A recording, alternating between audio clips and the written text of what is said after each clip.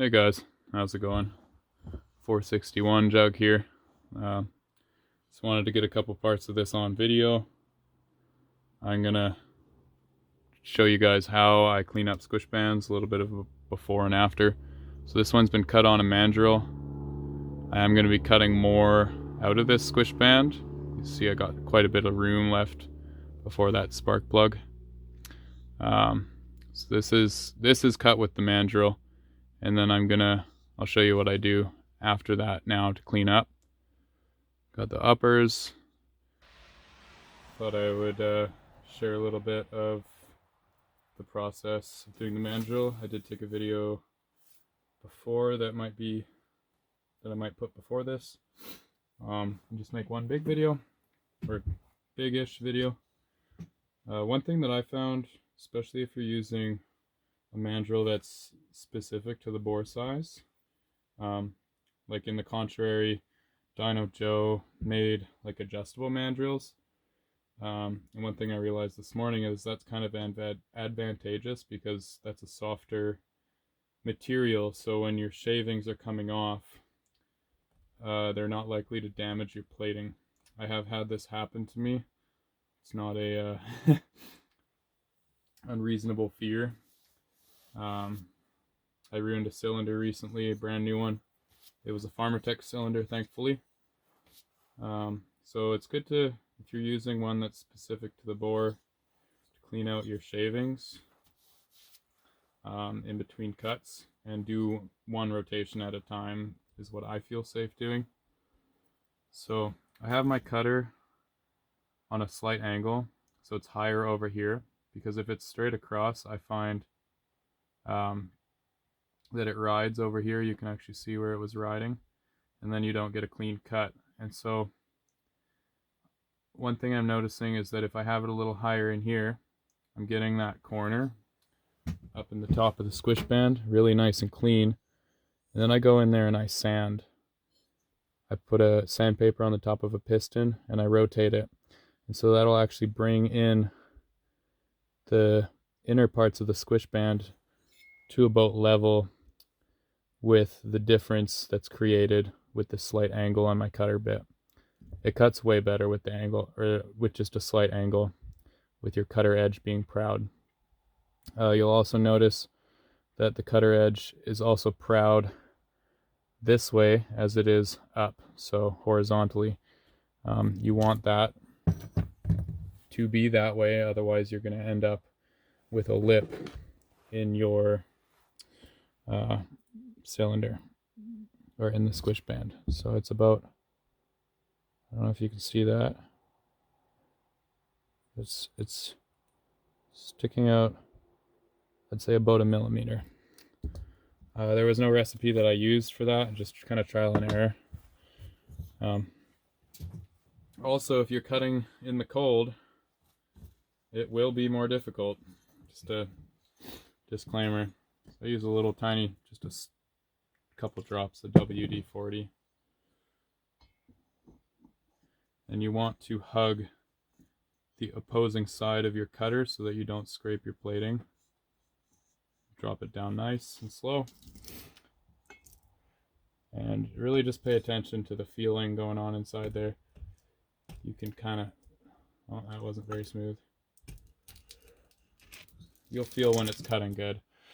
Just be fluid with it. Oh. Now I know I could be set up in a vise, but I found this is working for me. And yeah, see, I got a nice pile of shavings there.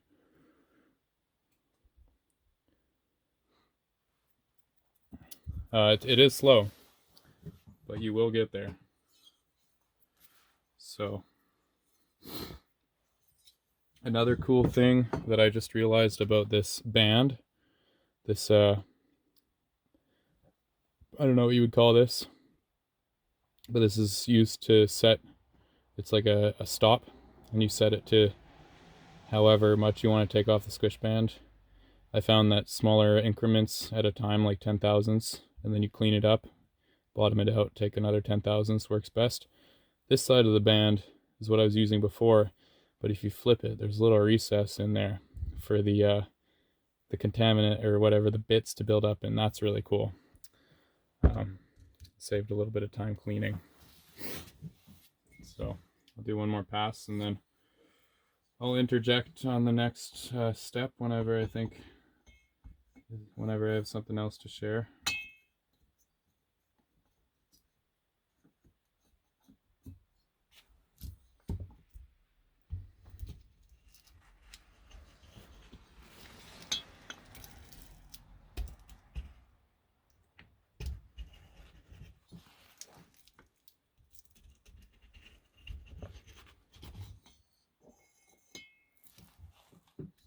Really decent cut.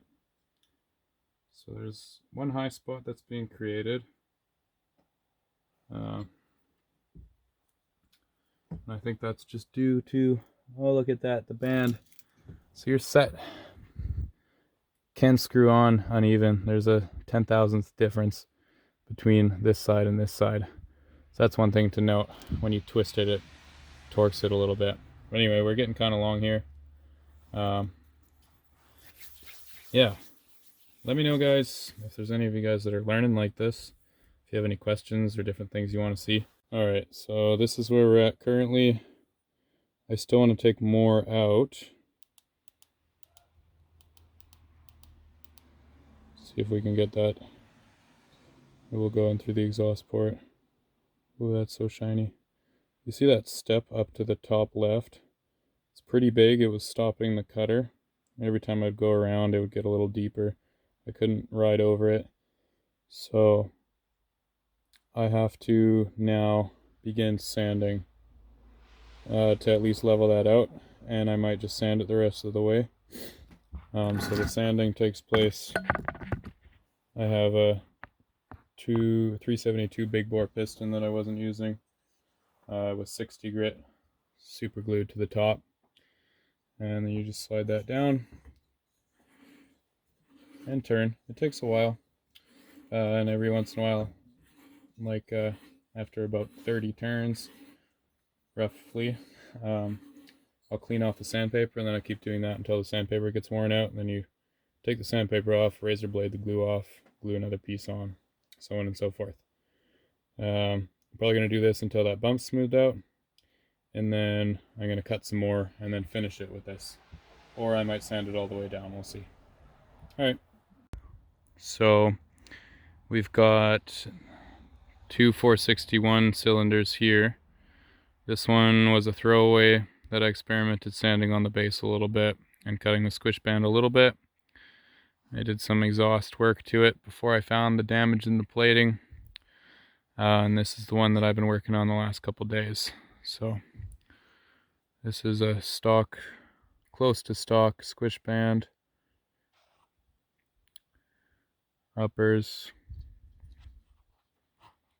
I fiddled with the intake a little bit on this one.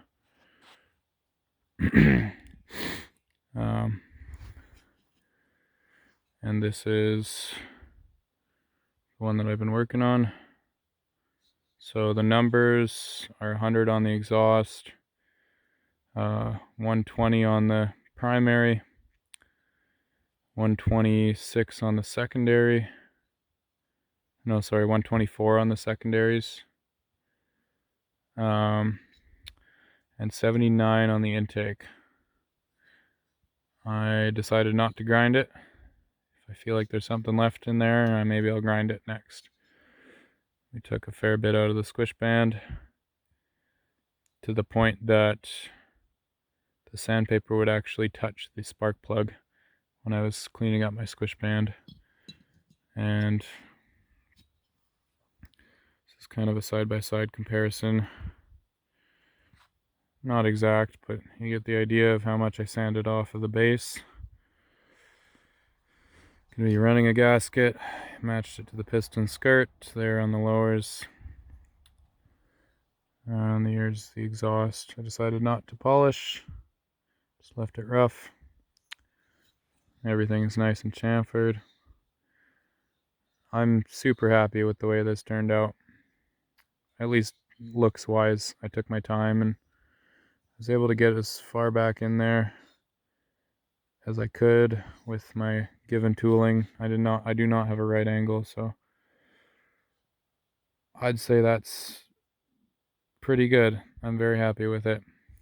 And this is just an old grody jug. It's got some broken fins on it. But we're gonna button it into one of my nicer 461 chassis and the new set of rings and run it. Anyway, yeah. I know I didn't end up including any clips of me using the screwdriver in there. I'll do that at some point. Yeah, I'm pretty curious to see how this runs. Thanks for watching, guys. Cheers.